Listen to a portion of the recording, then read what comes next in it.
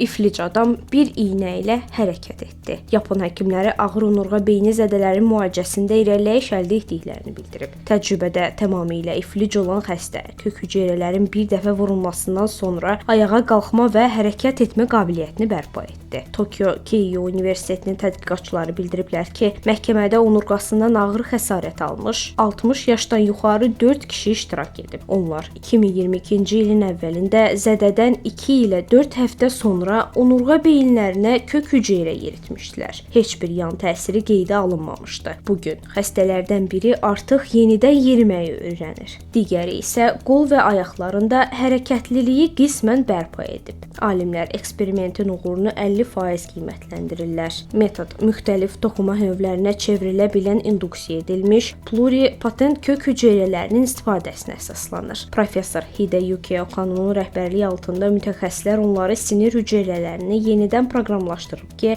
bu da onurğa beyninin zədələnmiş sahələrini bərpa etməyə imkan verib.